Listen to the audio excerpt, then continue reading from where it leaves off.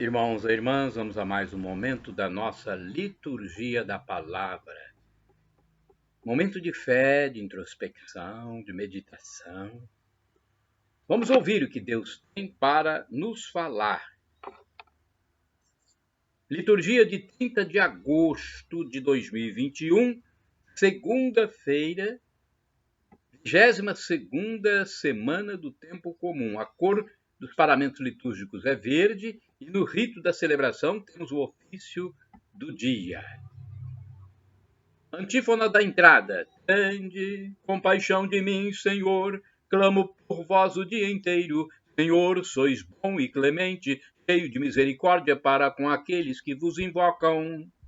Salmo 85, versículos 3º e 5º. Oração do dia. Deus do universo, fonte de todo bem, derramai em nossos corações o vosso amor e estreitai os laços que nos unem convosco, para alimentar em nós o que é bom e guardar com solicitude o que nos destes, por nosso Senhor Jesus Cristo, vosso Filho, na unidade do Espírito Santo. Assim seja. Primeira leitura, leitura da primeira epístola de São Paulo aos Tessalonicenses, capítulo 4, versículos do 13 ao 8º. Aliás, do 13 ao 18º ou 18. Capítulo 4, versículos do 13 ao 18. Irmãos, não queremos deixar-vos na incerteza a respeito dos mortos, para que não fiqueis tristes como os outros que não têm esperança. Jesus morreu e ressuscitou, e esta é a nossa fé. De modo semelhante, Deus trará de volta com Cristo os que através dele entraram no sono da morte. Isto vos declaramos segundo a palavra do Senhor. Nós, que fomos deixados com vida para a vinda do Senhor, não levaremos vantagem em relação aos que morreram. Pois o Senhor mesmo, quando for dada a ordem à voz do arcanjo e ao som da trombeta, descerá do céu. E os que morreram em Cristo ressuscitarão primeiro. Em seguida, nós, que fomos deixados com vida, seremos arrebatados com eles nas nuvens, para o encontro com o Senhor nos ares. E assim estaremos sempre com o Senhor. Exortai-vos uns aos outros com estas palavras. Palavra da salvação, palavra do Senhor, graças a Deus. Salmo responsorial é o Salmo 96, versículos 1º, 3º, 4º ao 5º, 11 ao 12 e o 136. Refrão 13b. O Senhor vem julgar nossa terra. Repitamos. O Senhor vem julgar nossa terra. Cantai ao Senhor Deus um canto novo. Manifestai a sua glória entre as nações e entre os povos do universo, seus prodígios. O Senhor vem julgar nossa terra. Pois Deus é grande e muito digno de louvor, é mais terrível e maior que os outros deuses, porque em nada são os deuses dos pagãos. Foi o Senhor e nosso Deus quem fez os céus. O Senhor vem julgar nossa terra. O céu se rejubile e exulte a terra, aplauda o mar com o que vive em suas águas. Os campos com seus frutos rejubilem e exultem as florestas e as matas. O Senhor vem julgar nossa terra. Na presença do Senhor, pois ele vem, porque vem para julgar a terra inteira, governará o mundo todo com justiça e os povos julgará com lealdade. O Senhor vem julgar nossa terra. Repitamos! O Senhor vem julgar nossa terra. Aclamação ao Santo Evangelho. Aleluia, aleluia, aleluia, aleluia. Aleluia, aleluia, aleluia, aleluia. O Espírito do Senhor repousa sobre mim, e enviou-me a anunciar aos pobres o Evangelho. Lucas capítulo 4, versículo 18. Aleluia, aleluia, aleluia, aleluia, aleluia, aleluia, aleluia, aleluia. Evangelho de Jesus Cristo, segundo São Lucas, capítulo 4, versículos de 16 a 30. O Senhor esteja convosco. Ele está no meio de nós. Proclamação do Evangelho de Jesus Cristo, segundo São Lucas. Glória a vós, Senhor. Pelo sinal da Santa Cruz, livra-nos Deus, nosso Senhor, dos nossos inimigos. Naquele tempo, veio Jesus à cidade de Nazaré, onde se tinha criado. Conforme seu costume, entrou na sinagoga no sábado e levantou-se para fazer a leitura. Deram-lhe o livro do profeta Isaías. Abrindo o livro, Jesus achou a passagem em que está escrito: O Espírito do Senhor está sobre mim, porque ele me consagrou com a unção para anunciar a boa nova aos pobres. Enviou-me para proclamar a libertação dos cativos e aos cegos a recuperação da vista, para libertar os oprimidos e para proclamar um ano da graça do Senhor. Depois fechou o livro, entregou-o ao ajudante e sentou-se. Todos os que estavam na sinagoga tinham os olhos fixos nele. Então começou a dizer-lhes: Hoje se cumpriu esta passagem da Escritura que acabastes de ouvir. Todos davam testemunho a seu respeito, admirados com as palavras cheias de encanto que saíam da sua boca. E diziam: Não é este o filho de José? Jesus, porém, disse: Sem dúvida, vós me repetireis o provérbio: Médico, cura-te a ti mesmo. Faze também aqui em tua terra tudo o que ouvimos dizer que fizestes em Cafarnaum. E acrescentou: Em verdade eu vos digo que nenhum profeta é bem recebido em sua pátria. De fato eu vos digo, no tempo do profeta Elias, quando não choveu durante 3 anos e 6 meses, e houve grande fome em toda a região, havia muitas viúvas em Israel. No entanto, a nenhuma delas foi enviado Elias, senão a uma viúva vivia em Sarepta, na Sidônia. E no tempo do profeta Eliseu havia muitos leprosos em Israel, contudo, nenhum deles foi curado, mas sim Naamã, o sírio. Quando ouviram estas palavras de Jesus, todos na sinagoga ficaram furiosos. Levantaram-se e o expulsaram da cidade, levaram-no até o alto do monte sobre o qual a cidade estava construída, com a intenção de lançá-lo no precipício. Jesus, porém, passando pelo meio deles, continuou o seu caminho. Palavra da salvação, glória a vós, Senhor. Vamos à liturgia comentada de Antônio Carlos Santini, liderança da comunidade católica Nova Aliança, e-mail santini@novaalianca.com.br. Jesus continuou o seu caminho, Lucas capítulo 4, versículos de 16 a 30. Este evangelho registra importante episódio da vida de Jesus. No tempo sagrado do sábado judaico, no espaço venerável da sinagoga, como um judeu fiel, o filho do carpinteiro sobe a Bimá, a plataforma onde se proclamava a Tanakh, acrônimo de Torá, Nebim, Ketubim, ou seja, a lei, os profetas e os escritos. Talvez como homenagem ao compatriota que regressava à sua aldeia, dão-lhe o livro do profeta Isaías, um rolo de pele de carneiro, que no caso de Isaías podia medir 12 metros de extensão. Para chegar ao capítulo 61, que iria proclamar, Jesus deve ter levado vários minutos manuseando com extremo cuidado a película delicada e sujeita a rasgos, enquanto todos os olhares se fixavam nele.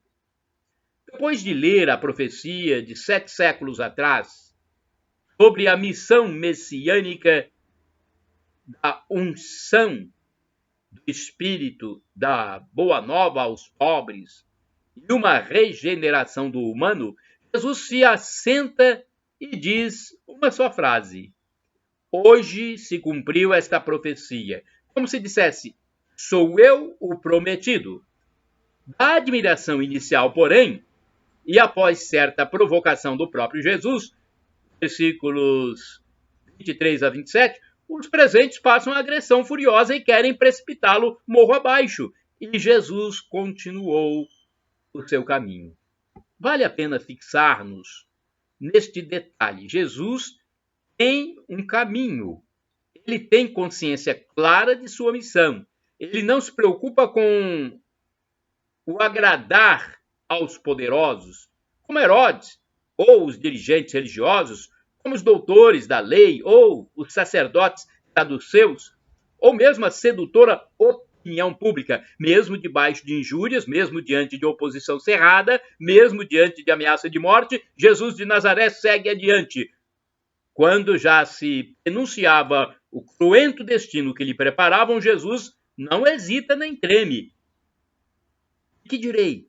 Pai, livra-me desta hora? Mas foi precisamente para esta hora que eu vim. João, capítulo 12, versículo 27.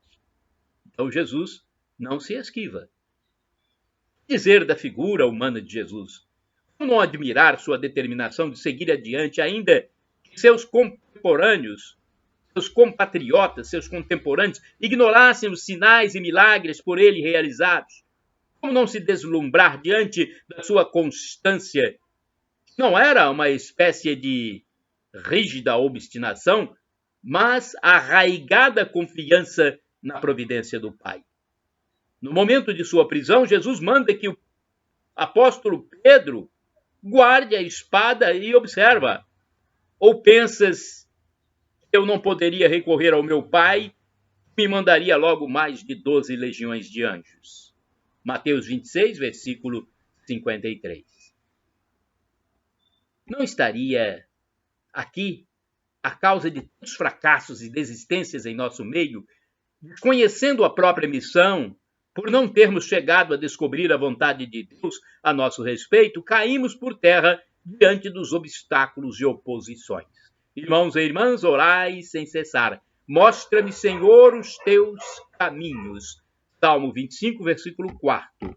Vamos agora ao santo do dia, mas antes eu quero dizer para vocês que podem utilizar à vontade os textos, imagens, vídeos que estão nos meus endereços eletrônicos para evangelização, para tentar salvar almas, tentar salvar aqueles que quiserem. Não vamos obrigá-los, mas vamos tentar salvá-los, ainda que muitos dos nossos contemporâneos nos tratem os cristãos com muita ojeriza. Infelizmente, há muitos esquerdofrênicos, principalmente, que tratam os cristãos com ojeriza. Mas não vamos perder a esperança e nem a caridade de tentar salvá-los na vinda do Senhor Jesus, quando ele vai julgar a todos. Bem, vocês podem acessar, para utilizar essas imagens e textos, o blog repórterpaulomaciel.blogspot.com, o facebook.com/Paulo Maciel da Rádio, canal no YouTube, é o mais fácil, Paulo Roberto Maciel, bem fácil, né? Vai lá no campo de busca e coloca Paulo Roberto Maciel e vai aparecer no Google, no YouTube, o meu canal. E tem também o Instagram, Paulo Roberto Maciel, 6 barra. O texto a seguir é do padre Evaldo César de Souza, missionário da Congregação do Santíssimo Redentor. Ele é redentorista, escreve para o site a12.com. Santos do dia 30 de agosto. São Félix e Santo Adalto. Poucos são os registros encontrados sobre Félix e Adalto. São celebrados juntos no dia 30 de agosto. As tradições mais antigas dos primeiros tempos do cristianismo nos narram que eles foram perseguidos,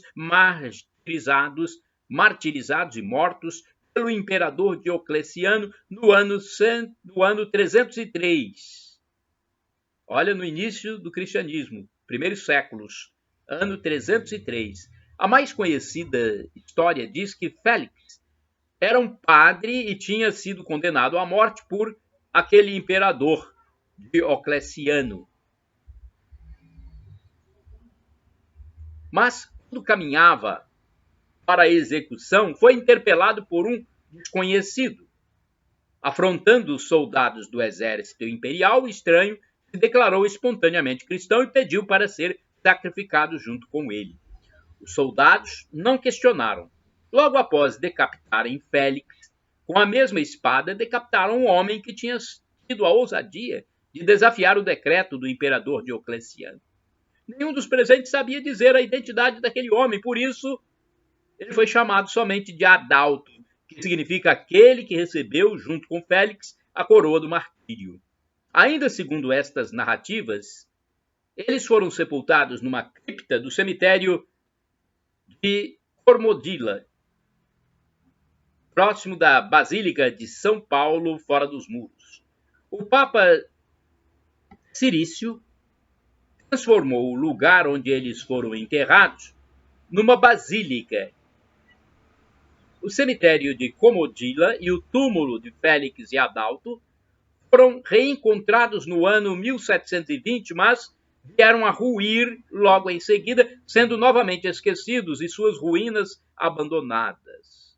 Só em 1903, a pequena basílica foi definitivamente restaurada, descobrindo-se um dos mais antigos afrescos cristãos, no qual aparece São Pedro recebendo as chaves na presença dos santos Paulo, Estevão, Félix e Adalto. Reflexão. A memória dos mártires cristãos continua a alimentar a vida e a espiritualidade da Igreja. Honrar os gestos de entrega dos homens e mulheres que deram sua vida em favor do Cristo nos faz verdadeiros cristãos, conscientes de que a nossa história foi construída com o sangue de muitas pessoas. Oração. Concedei-nos, ó Deus onipotente, a graça de sermos sempre firmes na fé, e pela intercessão de São Félix e de Santo Adalto, dai-nos, Senhor, a graça que vos pedimos. Por Cristo nosso Senhor. Amém. São Félix e Santo Adalto, rogai por nós. Shalom Adonai é uma expressão hebraica que significa a paz de Deus. El Shaddai.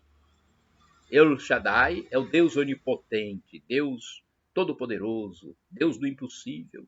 Peça, se for para o seu bem, você receberá. E agora do aramaico eu clamo. Maranatá, como dizemos nós católicos, com a tônica na última sílaba. Ou Maranata, como dizem nossos irmãos separados, os evangélicos ou protestantes, com a tônica na penúltima sílaba. Não importa, porque o significado é o mesmo. Vinde, Senhor Jesus. Um dia ele vai voltar e vai nos julgar. Eu tenho a esperança de ser salvo e entrar na vida eterna, onde haverá felicidade em plenitude para todos sempre. Nós todos que passarmos pelo julgamento na volta de Cristo, iremos louvar a Deus para sempre. Estaremos em comunhão com o nosso Criador, junto com os anjos, os santos, Maria Santíssima, em um estado ou lugar que não podemos definir em palavras humanas. É inefável, como disse o apóstolo São Paulo. Ele diz também, o sofrimento de agora nem se compara com a glória futura que será revelada em nós. Shalom, Shalom Adonai, a paz de Deus. Arrependa-se dos seus pecados para ter direito à vida eterna.